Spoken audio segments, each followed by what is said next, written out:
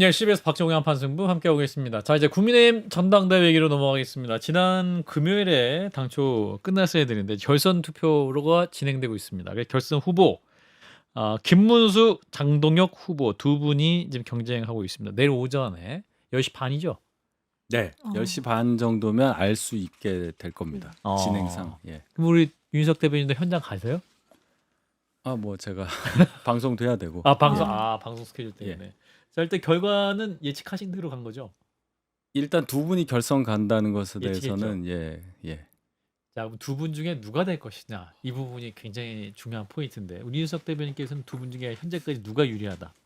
김문수 후보가 그래도 좀 유리하다고 생각합니다. 그래요? 예, 여러 가지로 이제 두 분이 1차에서 그럼 누가 1등이냐 누가 2등이냐 서로 뭐 1등이었다고 얘기하고 있는 것 같은데. 다 그렇게 할 수밖에 없는 건데 네. 그 제가 그냥 들은 거는 네. 누가 1등이냐가 의미 없을 정도로 대단히 접전이었다. 그리고 당심 민심의 1위, 2위가 이게 엇갈려 있다.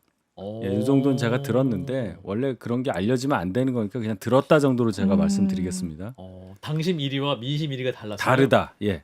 그래서 결론은 그러면 당심이 80% 반영되니까 차이 나봤자 얼마 안 났을 거 아니에요. 뭐 민심도 마찬가지고. 네, 그러면 당심의 분포 변화를 예측하는 것이 전체적인 승패 예측의 가장 효율적인 방법이 되겠죠. 예.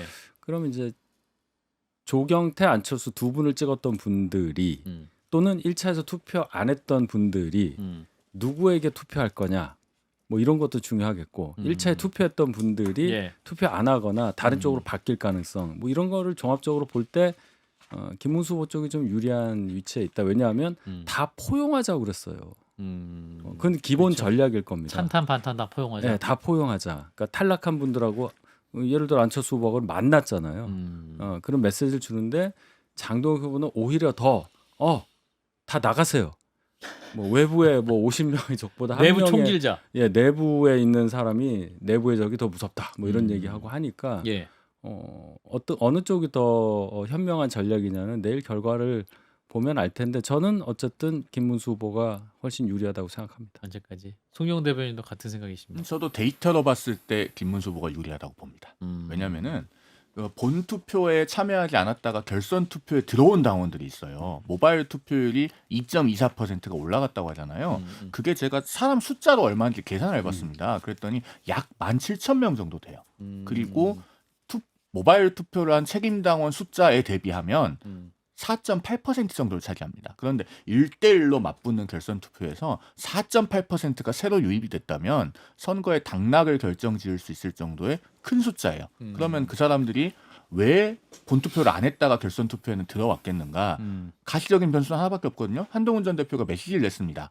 최악만은 피하게 해달라 라는 메시지를 냈는데 거기에 대해서 장동혁 후보가 스스로 반응을 했어요. 뭐라고 반응했죠? 결선 토론회가 끝나고 기자들을 만난 자리에서 그 최악만은 피하게 해달라는 한동훈 전 대표의 메시지에 대해서 질문을 받으니까 사실상 김문수 후보를 지지하는 것 같다. 이렇게 답을 했는데 그러면은 내가 최악이다라고 자백한 꼴이거든요. 그러니까 당원과 지지층에게 한동훈 전 대표의 메시지가 무엇인지가 완벽하게 해석이 된 상황인 겁니다. 그 상황에서 4.8% 정도를 차지하는 당원들이 투표를 안 하다가 들어왔기 때문에 그러면은 그 숫자는 아무래도 김문수 후보 측에 많이 기울어졌다고 봐야 되겠죠.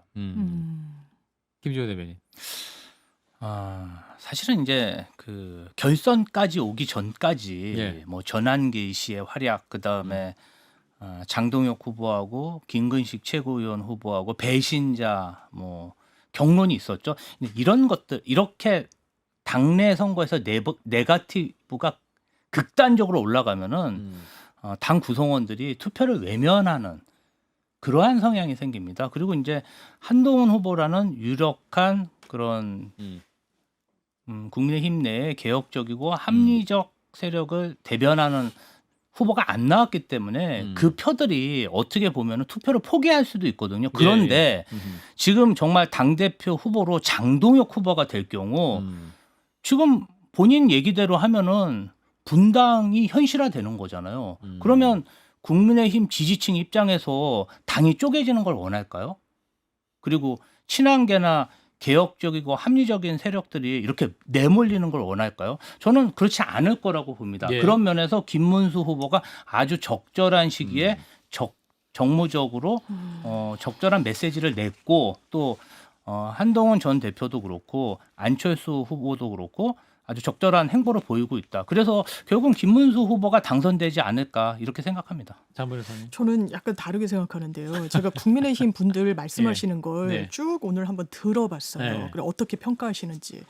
그러니까 데이터 말씀도 주시고 이를테면 이런 거예요. 뭐 김근식 이 혁신파 지원했던 표가 뭐 여기로 가로 조기로 갔고 이게 8만 표인데 뭐 이런 계산식인데 과연 그럴까? 다 투표할까? 지금 아까도 모바일 투표율이 높아졌다고 하는데 이건 다른 측면에서 보면 장동혁 처음에는 결선 투표 간다는 거 사실 상상도 못했어요. 그냥 한번 존재감을 드러내러 나오나 이 정도 수준이었단 말이에요. 근데 지금 그 정도 수준이 아니에요. 그러면 정말 될 수 있나 보네라고 하는 사람들이 더 투표에 참여했을 가능성도 전 있다라고 봅니다. 지금 국민의힘 당원 이 지형이 그래 보여요. 예. 그러니까 이 결선까지 갔을 때 기세를 잡은 건 장동혁이란 점 부인할 수 없어 보여. 바람을 잡고 분위기를 본인 위주로 몰고 가는 측면이 있어요. 현역 의원들도 많이 지원을 하고 있다라고 하고 8대2 룰에서 그러면 저는 이른바 합리적인 그 한동훈 대표에 지지하는 분들도 위기감을 느낄 텐데 한편으로는 열패감을 느낄 수도 있다라고 봐요. 김문수를 전략적인 지원을 하겠다는데 전 되게 어색하고 이상하다고 느껴집니다. 외부자로서.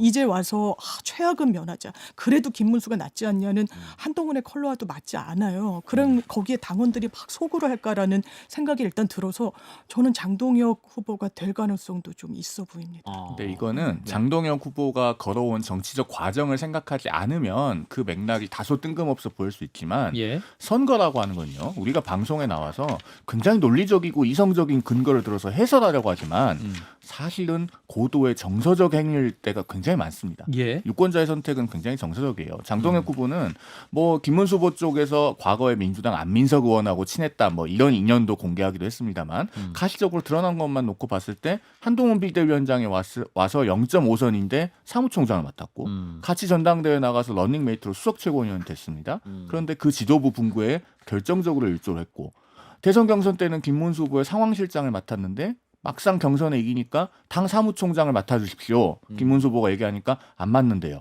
왜? 나는 한덕수와의 단일화에서 역할이 있기 때문에 고사한다.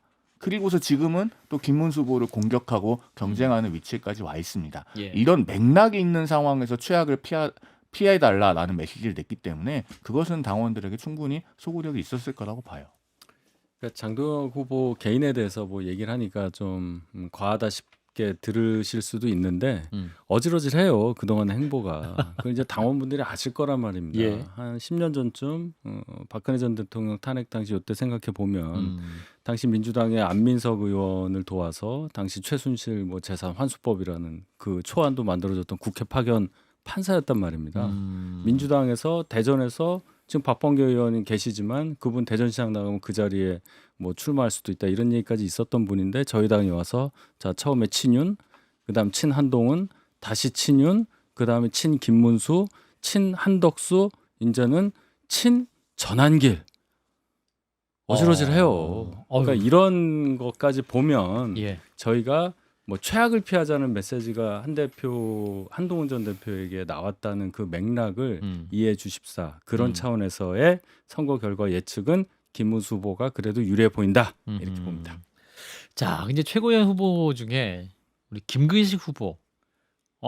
처음에는 수석 최고위원도 될 수 있지 않겠느냐 이런 전망이 있었었는데 김정 후보와 한 몇백 표 차이로 이제 좀 떨어졌어요. 이 부분이 뭐랄까 친한계 입장에서는 좀 아프게 받아들여질 것 같은데 누가 말씀하실까요? 윤석 대변인. 이렇게 볼 수 있겠습니다. 양양자 의원은 됐죠. 3등을 했어요. 김재원 후보보다도 앞서서 자력으로 됐단 말이에요. 근데 이제 김근식 후보가 저희 당에서 활동한 기간은 훨씬 긴데 물론 민주당에서 출발했지만 왜 졌느냐? 제 생각에는 첫날 대구에서 있었던 합동연설회에서의 발언 중에 신장. 다른 분에게 들었다는 전제로 말씀하신 것 중에 대구가 보수의 심장이라고 하지만 대구에 심장병이 생겼다. 이 발언이 좀 많이 안 좋게 받아들여진 부분이 있었다. 그런 거가 참 본인은 그런 뜻이 아니었잖아요. 그렇게 들었기 때문에 앞으로 잘하자는 얘기인데 특히나 이제 정치적으로 예민하신 분들 입장에서는 또 그 대구와 관련된 분들 거기 사시고 계신 분이나 기분 나쁘죠. 이제 그런 부분이 좀 작용하지 않았을까 안타까웠습니다. 그렇군요. 사실 그래서 우재준 의원이 당선된 부분, 손수조 후보가 굉장히 초접전이었잖아요. 근데 이제 우재준 후보가 된 것을 두고 일각에서는 대구의 당원들이 손을 들어줬다. 그리고 이제 김근식 후보가 떨어진 건 대구의 당원들이 등을 돌렸기 때문에 대구 당원이 굉장히 중요할 것이다. 이번에도 이렇게 얘기를 하거든요. 그럼 역시 대구의 당원들이 그러면 장동혁 후보 그리고 김문수 후보 둘 중에 누구에 대해서 고민하고 있을까요? 그런데 그 TK의 국민의힘 당원들도요. 그동안에 국민의힘이 최근 한 3년 동안 걸어온 과정을 보면 장동혁 후보처럼 계속 특정한 집단이나 사람을 내부 총질한다고 겨냥을 하면서 지난 3년간 있어왔던 나눗셈의 정치를 반복하려고 하는 것. 이것에 대해서는 상당히 피로감이 있을 겁니다. 그러니까 지난 3년간 사실은 윤석열 정부 내내 여권이 외연을 계속 좁혀왔어요. 대선 후보 시절부터 꾸준히 충돌해왔던 이준석 전 대표가 나간 건 뭐 논외로 하더라도 예. 김기현 대표도 임기를 못 채웠죠. 한동훈 비대위원장 와서 명품 가방 사과해야 된다 그러니까 물러나라 소리 들었죠. 그리고 끝끝내 당대표가 돼서도 임기를 못 채웠잖아요. 이런 과정들을 쭉 겪어오면서 외연이 축소되고 총선도 대패했습니다. 그렇기 때문에 이제는 그런 나눗셈의 정치를 그만 반복해야 되는 것 아니냐라고 하는 그 자성의 목소리도 당원들의 당심 기저에는 있다고 보여집니다. 그런 피로감이 아마 결선 투표에서도 지금 어느 정도 고려가 됐을 거라고 생각해요. 자, 이제 전당대회는 이제 내일이면 끝이 나게 되는데 저희 방송에서 이제 김진 전 중앙일보 논설위원이 이제 한동훈 전 대표 역할에 대해서 좀 조언을 하시면서 이제 타워플레이스에서 나오셔라. 그리고 좀 더 적극적으로 민심의 바닥에 내려가서 함께 하시는 게 좋겠다. 뭐랄까요? 이제 맥락은 이제 국민의힘을 좀 걱정하시고 한동훈 전 대표가 더 큰 역할을 해야 하는 취지로 말씀하신 것 같은데 송 변호사님 어떻게 보셨어요? 좋은 뜻으로 물론 고언을 하셨겠지만 네. 우리가 평론을 할 때 그래도 그 원텍스트는 좀 봐가면서 얘기하는 게 정석이잖아요. 네. 그 한동훈 전 대표는 전당대회 불출마를 선언하면서 첫 단락에서 이런 얘기를 했습니다. 자기 출마하지 않는다고 하면서 그 대신 나라의 앞날을 걱정하는 많은 동료 시민들, 당원들과 함께 정치를 쇄신하고 우리 당을 재건하겠습니다.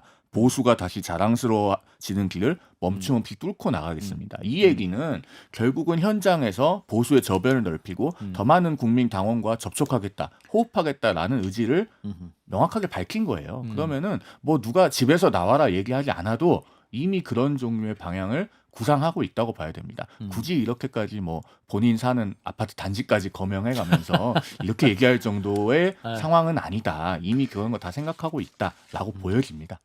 한동훈 전 대표 뭔가 준비하고 계세요? 준비는 하고 있죠. 여러 가지로. 다만 인터뷰는 언제 하세요? 저희가 기다리고 있다는 점을 말씀을 드리면서. 근데 이제 예, 한동훈 전 김지호 대변인. 대표가 불출마를 저는 불출마 자체도 굉장히 비판했어요. 네. 노선 투쟁해야 되는데 웬 한가하냐 이렇게 비판했는데 불출마를 했어도 뭐 잘했으면 사실 김근식 후보가 최고위원 되지 않았을까 이런 생각하거든요. 예. 근데 그 사이에 뭐 하셨습니까? 락 페스티벌 가셔서 사진 올리셨잖아요. 물론 그날 하루만 가셨을 수도 있지만 예. 어떻게 보면은 좀 한가차게 보이기도 하고 왜냐하면 당이 지금 위기잖아요.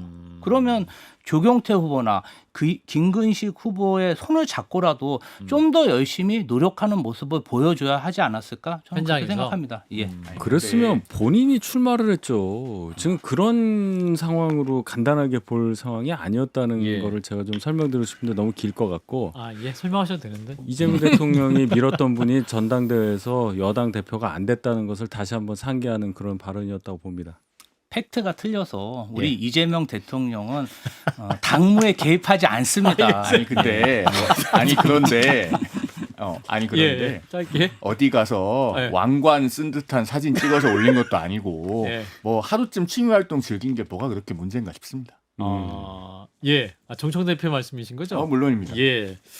자, 일단 특검 얘기로 넘어가 보겠습니다. 자, 내란 특검이 점점 수사망을 넓히고 있습니다. 오늘 심우정 검찰총장, 박성재 전 법무부 장관에 대한 압수수색에 들어갔는데 사실은 워낙 뉴스가 많아서 그렇지 전 검찰총장, 이 법무부 장관에 대한 압수수색도 굉장히 큰 거잖아요. 그렇죠. 네. 영장까지 이어질까요? 아유, 뭐 그까진 제가 뭐 법조인이 아니어서 예. 또 법조인이라도 이걸 어떻게 예상을 하겠어요. 근데 이제 그 이유를 이렇게 보면 뭐 윤 대통령 구속 취소됐을 때 뭐 즉시항고하지 않은 그 뭔가 석연치 않았던 상황들에 대해서 아마 진실을 밝히고 싶어하는 것 같은데 일단 뭐 특검에서 잘 수사를 하겠죠. 네. 장 변호사님. 이게 검찰 출신, 검찰총장 출신 대통령이었잖아요. 네. 그럼 계엄 당일에 검찰이 무엇을 했느냐가 공백이에요. 음. 근데 윤석열 전 대통령 공소장에 그 과천에 성관위에 군을 보내잖아요. 근데 군 현장에 있던 지휘관이 그렇게 얘기한 부분이 들어가 있어요. 야, 검찰에서 대검에서 2명이 나온다라고 하는 거예요. 그런데 진술은 그렇게 확보가 됐고 당시에 보도도 됐는데 공소장에 검찰이라고 검찰이 쓰지 않습니다. 공소장은 검사가 쓰는 거잖아요. 수사기관이라고 톤다운을 시켜요. 과연 계엄 당일에 무슨 일이 있었는지와 관련해서 상당히 공백으로 남아있고 김용현 전 장관도 누구랑 통화하고 검찰에 전격적으로 출석했습니까? 대검 차장이랑 통화하고 갔어요. 예. 무슨 조율이 있었던 겁니까? 박성재 전 법무부 장관은 계엄이 실패로 돌아가니까 법조인들 검사 출신들 안가에 모여가지고 왜 모였냐 물었더니 뭐 송년회 했다는 취지로 이야기합니다. 이 사람들 다 휴대전화를 파기하거나 교체하거나 이랬었어요. 이거 수사 너무 늦었습니다. 진작에 했어야죠. 이런 부분과 관련해서 심우정 전 검찰총장 등 진실을 이야기하지 않으면 특검이 신병 확보에 나설 겁니다. 그 박성재 전 법무부 장관이 사실은 국회에 있을 때 질문 받았잖아요. 이제 나중에 뭐 특검 혹은 이제 탄핵 때 윤 전 대통령 변호할 생각 있냐 했더니 제 코가 석자입니다. 이렇게 답했던 게 기억이 나는데 답변했었죠. 예. 거기에 많은 의미가 있는 것 같아요. 제 코가 석자입니다. 그럼 어느 정도 뭐랄까 본인이 개입된 것을 좀 암시했던 것이 아닌가라는 지적도 있습니다. 뭐 여러 가지 예.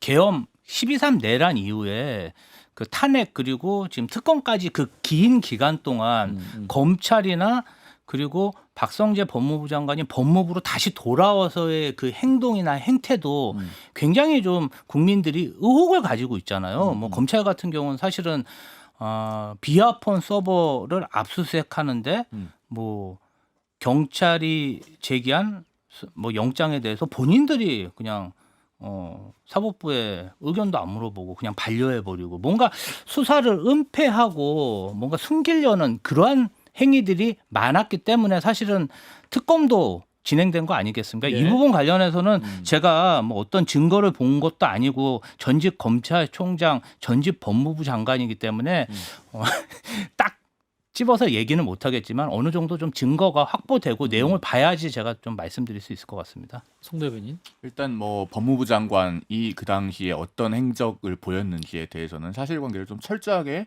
규명하는 작업은 필요하다고 생각합니다. 예. 다만 이제 심우정 전 검찰총장에 대해서 제기되고 있는 혐의 중에 윤 전 대통령에 대한 구속 취소 결정이 있을 때 즉시 항고를 하지 않은 것. 그 결정은 대단히 비판받을 만한 것이지만 그것이 형사적으로 범죄가 될 수 있는지는 조금 의문입니다. 왜냐하면은 당시 우리가 기억을 더듬어 보면 3월 7일에 구속 취소 결정이 내려졌을 때 물론 즉시 항고를 해서 구속기간 산입 방법에 대해서 혼선이 없도록 할 필요가 있었습니다. 예. 그럼에도 불구하고 당시에 즉시 항고를 안 했던 거는 즉시 항고했을 때 윤 전 대통령 측이 헌재에 가져가면 그 조항 자체가 위헌 결정이 나올 가능성이 대단히 높다는 지적이 있었잖아요. 실제로 똑같은 조항에서 보석 허가 결정에 대해서 검사가 즉시 항고할 수 있도록 1990년대에는 규정하고 있었어요. 그게 93년에 헌재에서 헌법재판관 전원일치로 영장주의 위반이라고 위헌 결정이 납니다. 그래서 헌재에 가져가면 위헌이 나오고 그렇게 되면은 현직 대통령을 불법적으로 구금한다는 문제로부터 자유롭기가 어렵다는 판단 때문에 당시에 즉시 항고 안 했던 거잖아요. 그러면은 비판을 대단히 많이 받을 만한 결정인 것과는 별개로 예. 그게 직무유기나 직권남용이 되는가 거기에 대해서는 좀 법리적으로는 많은 의문이 있다고 보여집니다. 자, 이런 건 한덕수 전 총리 이분에게도 이제 구속영장이 청구가 됐는데 특검이 굉장히 열심히 조사했습니다. 16시간 조사를 받고 또 그 며칠 후에 다시 또 불러서 조사를 하긴 했는데 27일에 이제 영장 실질 심사를 앞두고 있습니다. 전직 국무총리가 구속될 경우에 헌정사상 처음이기도 한데 마지막으로 한번 칠판을 들어서 여러분들의 의견을 듣겠습니다. 구속규례에선 한덕수 전 총리를 위한 원포인트 조언을 해주신다면 어떤 조언이 필요할까 싶기도 한데 자 어떠한 말씀을 해주실 수 있을지 한덕수 전 총리 사실은 입장을 바꿨죠. 아니, 상황을 바꿨고 그 탄핵 심판정에서 그러니까 헌법재판소 재판정이 했던 발언을 뒤집었는데 자 일단 장 변호사님부터 해볼까요? 진실을 지금이라도 이야기해야 그나마 영장 발부 가능성을 낮출 수 있을 겁니다. 진실 자백해라. 예, 왜냐하면 네. 어떤 부분을 자백했어요? 약간 기름장어라는 멸칭이 별명인 분이잖아요. 네. 그러니까 딱 국회에서 헌재에서 나 개헌문건 본 적도 없는데 아침에 출근하니까 주머니에 뒷주머니에 있더라. 있던데 이거 어떻게 된 일인지 뭐 이런 식으로 대응했단 말이에요. 딱 출근했더니 한판 승부 원고가 있어서 진행하러 올라왔어. 뭐 이런 그러니까. 느낌이랑 비슷한 거 예, 아니에요? 완전 그런 느낌인 네. 거죠. 그러니까 CCTV가 있는데 개헌문건을 엄청 열심히 보네. 이상민 전 장관과도 막 대화를 하네. 문건을 심지어 들고 나왔네. 어떻게 된 거야? 영상을 제시한 거예요. 네. 그때 거짓말하면 영장 청구 가능성이 100%가 아니라 1000%입니다. 그러니까 그때 실토하는 거야. 사실은 기억이 나네요. 그때 네. 내가 본 건 맞습니다. 예. 그리고 나머지는 계속 거짓말을 하는 것 같아요. 특검 브리핑 내용을 보면. 예. 국무회의 왜 열었어요? 이거 정당성 부여하려고 열었죠? 아닙니다. 이거 만류하려고 열었습니다. 만류하려고 열었으면 최소한 10분은 해야 되는 거 아닙니까? 3분이 아니라. 정족수 11명 딱 되니까 3분 만에 그냥 다 종결시켜버렸어요. 누가? 한덕수 전 총리가요. 그 뒤에 이상한 대선 출마와 이상한 헌법재판관 임명은 다 같은 맥락에서 보이고 저는 영장 발부 가능성 거의 같은 이런 태도를 견지하면 100%라고 생각합니다. 자, 윤석 대변인. 똑같은 얘기예요. 예. 이실직고 하시면 예. 됩니다. 이실직고 하시라. 제가 이런 걸 자꾸 한자로 쓰는 이유가 예. 이래야 좀 더 강력하게 전달될 것 같아서. 한자 교육을 원하시는 교육이 조갑재 대표와 같은 그런 겁니까? 철학을 갖고 예, 계신 것 같습니다. 하여튼간 예. 이분이 사실대로 말씀하셔야 그날의 진실을 우리가 알게 될 수 있는 확률이 높고 윤 대통령 말씀 안 하실 거 아니에요. 예. 그리고 다른 장관보다 훨씬 많은 걸 아시고 계신 유일한 분이니까 그렇죠.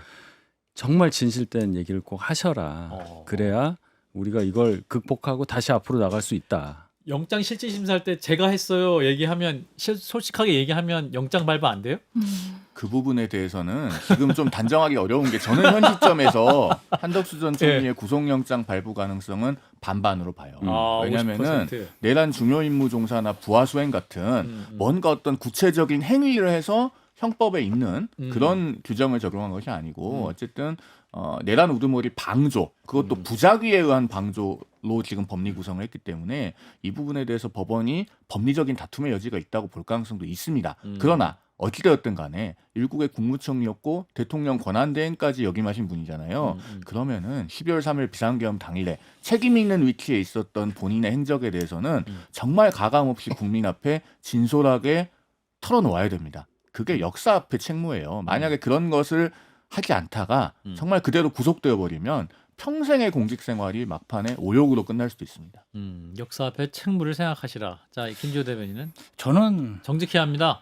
한덕수 총리가 이제는 좀 정직하셔야 된다 생각합니다. 사실은 어떻게 보면 한덕수 총리 대한민국 공직자로서 정말 평생 혜택이란 혜택은 다 받고 물론 본인도 국가에 기여했겠지만 국민들도 공직자로서 한덕수 총리에게 많은 영광을 줬다고 생각합니다. 계엄 이후에 계엄 전 이전 얘기는 각설하고도 계엄 이후에 헌법재판관 임명 문제부터 시작해서 대선 출마까지 얼마나 많은 정말 실망감을 줬습니까? 이 부분 관련해서 지금 여권에서 윤석열 대통령을 비판하는 분도 계시지만 한덕수 전 총리가 너무 괘씸하다. 진짜 그 6개월간의 그 행태가 생각하면 너무 화가 난다. 이렇게 얘기하시는 국민들도 많습니다. 예. 이제는 좀 솔직하게 다 털어놓으셨으면 좋겠습니다.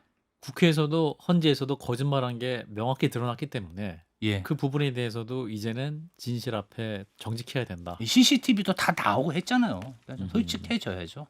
예. 자, 한덕수 총리 구속 가능성 송 변호사님 한 50%, 장 변호사님은 지금 태도라면 100%. 100%. 네. 윤희석 대변인은 저는 한 60% 정도 봐요. 그러니까 이 이상민 장관과 좀 결이 다르단 말이에요. 그분은 이제 단전 단수 뭐 이런 구체적인 게 있었잖아요. 그분도 메모를 갑자기 부신 것 같은데. 네?